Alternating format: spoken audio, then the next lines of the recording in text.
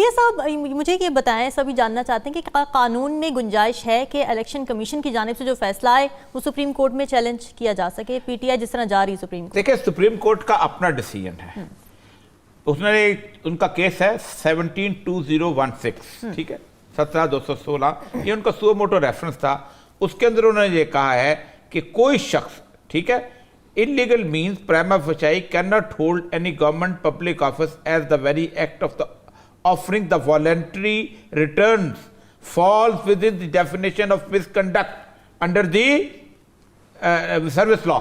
وہ کہتے یہ ہے کہ اگر کوئی شخص یہ کہتا ہے کہ مجھ سے یہ پیسے لے لو، یہ سپریم کورٹ کا ڈیسیژن سنا رہا ہوں، تو میں جو ہے کسی طور پر بھی میں کیس مت چلائیں، تو وہ کسی قسم کے پبلک آفس کو ہولڈ نہیں کر سکتا. ٹھیک ہے، یعنی وہ کلرک نہیں لگ سکتا، وزیر اعلیٰ لگ سکتا ہے ان لوگوں کے مطابق، وہ اسسٹنٹ نہیں لگ سکتا، وزیر اعلیٰ لگ سکتا ہے، وہ سیکشن افسر نہیں لگ سکتا، وزیر اعلیٰ لگ سکتا ہے، وہ پولیس کا کانسٹیبل نہیں لگ سکتا، وزیر اعلیٰ لگ سکتا ہے، وہ ایس ایچ او نہیں لگ سکتا، وزیر اعلیٰ لگ سکتا ہے. یہ ہے معاملہ. اب مسئلہ یہ ہے کہ سپریم کورٹ کے اوپر ہے کہ آپ نے یہ فیصلہ کیا ہے.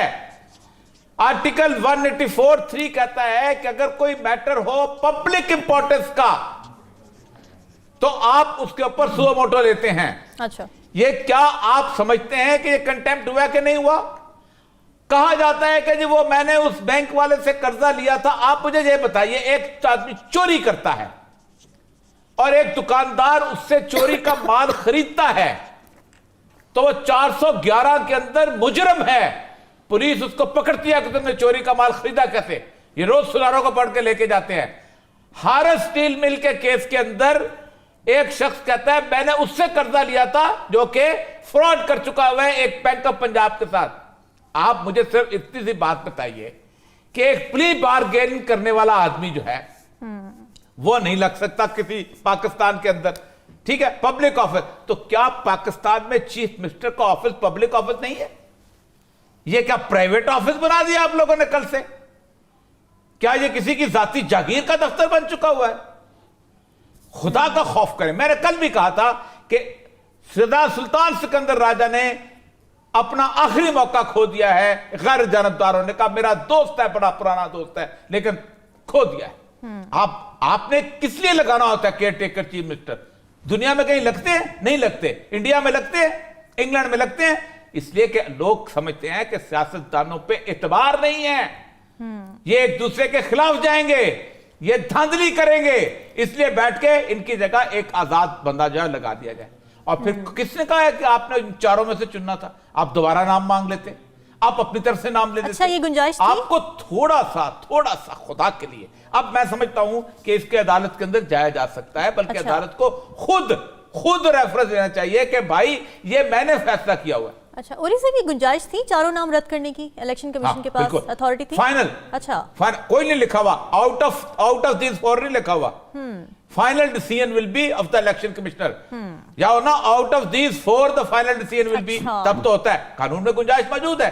ٹھیک ہے، اور آپ کرتے اس کے بعد آپ کوئی اور چلا جاتا عدالت میں آپ کے خلاف. کیا پنجاب کے انتخابات آپ ہوتے دیکھ رہے ہیں جلد، یا یہ لٹک گئے؟ نہیں، میں دیکھو آپ بتاؤں، یہ ہمیشہ بہت غلطی کرتے ہیں.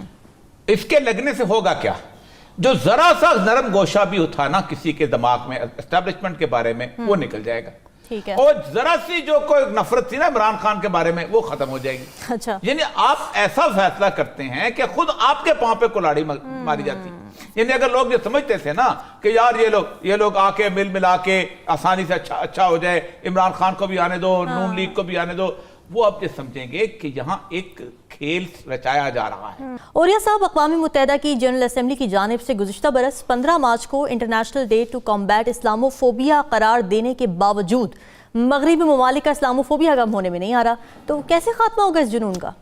دیکھیں، آج سے تقریباً پورا سال پورا نہیں ہوا، پاکستان کے ریپرزینٹیو نے قرارداد پیش کی اور اس کو باقاعدہ متفقہ طور پہ یونائٹڈ نیشنز کے اندر اس کو مان لیا گیا کہ ہم 15 مارچ کو اسلامک فوبیا کا دن بنائیں گے اور پوری دنیا میں اس کو کمبیٹ کریں گے، اس سارے ٹرینڈ کو جو بنتا چلا ہے. لیکن مسئلہ سارا یہ ہے کہ کیا یہ صرف ایک اچانک ایک یا دو واقعات ایسے ہیں کہ جس کا اچانک ہم غم منا لیں؟ آج دیکھیں پورا پاکستان جو ہے نا، یہ امت مسلمہ کی بے حسی کا عالم دیکھیں کہ آج ہمارے معاملات ہی کچھ اور ہیں.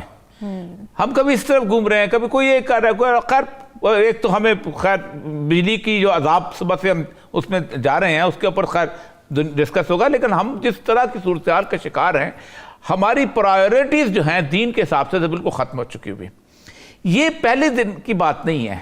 اس وقت پورے یورپ کے اندر کم از کم 27 ایسی مختلف قسم کی پارٹیز ہیں جن کو وہ رائٹ ونگ پارٹیز کہا جاتا ہے, کہ جو مکمل طور پر ریلیجس فنڈامنٹلسٹ قسم کی پارٹیز ہیں, جن میں BNP ہے, اس کی اپنا انگلینڈ کی اور جرمنی کی اور باقی پارٹیاں ہیں. اس میں آپ سوچیں کہ ایک خاص سٹینڈ ہے, اور سٹینڈ میں شروع میں سب سے پہلے ہوا یہ تھا کہ جب ویسٹرن یورپ کے اندر جب ایک قسم کی سیکولرزم آیا ہے, پھر 1992 کے بعد جس وقت رشیا کا معاملہ ختم ہوا, رشیا تک تو یہ بڑے لوگ کمال کرتے تھے, جس وقت اور کمیونزم کا بت ختم ہوا, جب انہوں نے کمیونزم کی کولڈ وار ختم کی تو انہوں نے مسلمانوں کو ایک ظالم کے طور پر اور ایک بربر کے طور پر ایک امیج بلڈ کرنے کی کوشش کی. آج کی بات نہیں ہے. 92 میں جان آف دا ڈیمسکس جو تھا, اس نے رسول اکرم صلی اللہ علیہ وآلہ وسلم کی گستاخی میں وہ کتابیں لکھی تھیں, اور وہ کتابیں جو تھیں اس جان آف ڈیمسکس جو تھا اس نے اپنے پاس رکھی تھی, جس کو پھر چرچ نے دوبارہ اس کو نکالا, اور الیگزینڈر پاگینی جو تھا اس بندے نے اس کو چھاپا, اور پھر اس کے ساتھ کا قرآن کا ایک غلط نامہ جو ہے غلط قرآن مجید ترجمے کا چھاپا گیا, بلکہ عربی ٹیکسٹ کا چھاپا گیا, جس کو خلافت عثمانیہ نے لا کے پھر اس کو ضائع کیا, جس کی ایک کاپی ابھی بھی برٹش میوزیم کے اندر موجود ہے. پھر اس کے بعد ایک طویل لسٹ ہے ایسے لوگوں کی جن کو ہم اورینٹلسٹ کہتے ہیں. یہ وہ لوگ تھے جس میں آپ شروع ہو جائیں, بڑے نام ہیں اس کے اندر, کہ جنہوں نے ایک پرٹیکولرلی ریفرنس کے طور پہ پہلے اپنے آپ کو ثابت کیا کہ ہم بہت مداح ہیں اسلام کے, اس تہذیب کے, اس معاشرت کے, سب کچھ, اور پھر اس کے اندر اس کتابوں کے اندر ایک سٹل طریقے سے مسلمانوں کے بارے میں وہ واقعات شامل کرنے شروع کیے. یورپ کے اندر آپ سوچیں کہ جہاں کوئی اس بات کا تصور بھی نہیں کرتا تھا کبھی کہ کوئی کس قسم کا لباس پہن کے گزرتا ہے, کوئی کس قسم کی عبادت کرتا ہے, کوئی کس قسم کی زندگی گزارتا ہے, پرسنل لائف, اس کے اندر آپ ایک شخص کو اس بات کی اجازت دیں. آپ دیکھیں نا, کوئی شخص کس شخص کو اجازت دی جائے کہ اوریا مقبول جان کے والد کی تصویر کو جلا دیا جائے, یا اس کی والدہ کی تصویر کے اوپر پاؤں رکھ کے چلے جائے, تو ظاہر بات ہے کہ یہ چیز الاؤڈ نہیں ہے. چاہے جائے کہ آپ اربوں مسلمانوں کی قابل عزت کتاب, قابل تکریم کتاب کے اوپر سویڈن پریزیڈنٹ جو ہے پرمٹ کرے, سویڈن سوسائٹی پرمٹ کرے کہ تم اس کو جلا سکتے ہو. اس کا اور خاص طور ٹرکش ایمبیسی کے سامنے تم کیوں جلاتے ہو؟ تمہیں ٹرکش ایمبیسی کے ساتھ جا کے ٹرکش کے ساتھ اپنا معاملہ طے کرو, جا کے حملہ کرنا. تمہاری 11th سینچری کی کروسیڈ کی ہسٹری نہیں پڑھی ہوئی, اور کیا کوئی تم نے کروسیڈ میں کیا ہو تو ویل ڈورانٹ کی کتاب ہیروز آف دا ہسٹری پڑھ لیں, تب پتہ چلتا ہے کہ تم کتنے ظالم تھے. اصل مسئلہ یہ ہے کہ پوری کی پوری مسلم امہ جو ہے وہ احتجاج کے اوپر ہے, باقی چیزوں کے اوپر ہے.